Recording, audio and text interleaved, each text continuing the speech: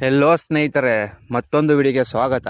ನಾನು ಹೇಳಿದ್ದೆ ಮೊದಲಿನ ವಿಡಿಯೋ ಅಲ್ಲಿ ನಾನು ಡೈಲಿ ವ್ಲಾಗ್ ನಿಮಗೆ ಎಕ್ಸ್ಪೀರಿಯನ್ಸ್ ತೋರಿಸ್ತೀನಿ, ನಮ್ಮ ರೂಟೀನ್ ಹೆಂಗಿರುತ್ತೆ ಏನು ಅಂತ. ನೋಡಿ, ಇದು ನಮ್ಮ ತೋಟದ ಹತ್ರ ಕರೆಂಟ್ ಬಂದಿದೆಯಾ ಇಲ್ಲ ಅಂತ ಬಂದೆ. ಗಿಡಗಳಿಗೆ ನೀರು ಹಾಕಬೇಕು. ಇದು ಖುಷಿ ಹೊಂಡ ಅಂತ ಗೊತ್ತಲ್ಲ ನಿಮ್ಗೆಲ್ಲರಿಗೂ. ಇದು ಮೋಟ್ರು.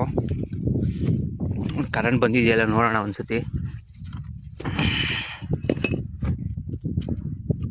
ನಿನ್ನೆ ಮೋಟ್ರ್ ಕೆಟ್ಟೋಗಿತ್ತು ಅಂತ ಹೇಳ್ಬಿಟ್ಟು ಪಾಪ ರಿಪೇರಿ ಮಾಡೋರು ಕರೆಸಿ ನೋಡಿದ್ರೆ ಮೋಟ್ರ್ ಏನು ಕೆಟ್ಟಿರಲಿಲ್ಲ, ಟ್ರಾನ್ಸ್ಫಾರ್ಮಲ್ಲಿ ಒಂದು ಕಟೌಟ್ ಹೋಗಿತ್ತು.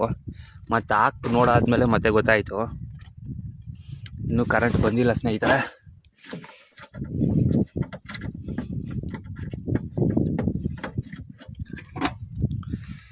ಕರೆಂಟ್ ಬಂದಿಲ್ಲ. ನಾನು ಡೈಲಿ ವ್ಲಾಗ್ಸ್ ಮಾಡ್ತಿರ್ತೀನಿ. ದಯವಿಟ್ಟು ಎಲ್ಲ ಕರ್ನಾಟಕ ಜನತೆಯಿಂದ ಸಪೋರ್ಟ್ ಬೇಕು ನನಗೆ. ದಯವಿಟ್ಟು ಎಲ್ಲ ಕರ್ನಾಟಕ ಜನತೆ ಸಪೋರ್ಟ್ ಮಾಡಿ. ನಿಮ್ಮ ಸಪೋರ್ಟ್ ಇಲ್ಲದೆ ನಾನು ಎಲ್ಲಿಗೂ ಏನೂ ಮಾಡೋಕ್ಕೂ ಚಾನ್ಸ್ ಇಲ್ಲ. ಏನು ಮಾಡ್ತೀರಿ, ನಮ್ಮ ರೈತರ ಕತೆ ಇಷ್ಟೇ. ನಾವು ಓದ್ಕೊಂಡಿದ್ರು ಸರಿಯಾಗಿ ಟೈಮಿಗೆ ಕೆಲಸ ಸಿಗಲ್ಲ, ಏನಿಲ್ಲ.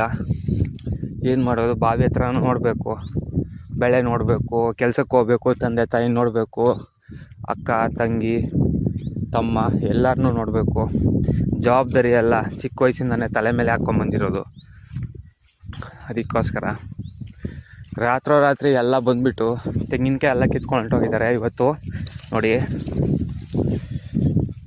ಬೆಳಗ್ಗೆನೇ ಬಂದು ನೋಡಿದರೆ ಇದೆಲ್ಲ ಬಿದ್ದಿದ್ವು. ರಾತ್ರಿ ತೆಂಗಿನಕಾಯಿ ಕಿತ್ಕೊಂಡು ಹೋಗಿದ್ದಾರೆ.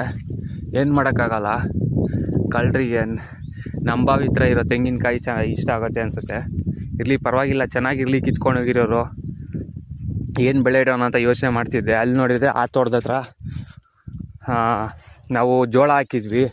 ಜೋಳ ಎಲ್ಲ ಆಡಿಸಿ ಎಲ್ಲ ಮುಗೀತು. ಅದಕ್ಕೆ ಜೋಳ ವ್ಯಾಪಾರಸ್ಥರು ಬಂದವ್ರೆ, ಜೋಳ ತೂಕ ಹಾಕ್ತವ್ರಂತೆ. ಬನ್ನಿ ಹೋಗಿ ನೋಡೋಣ.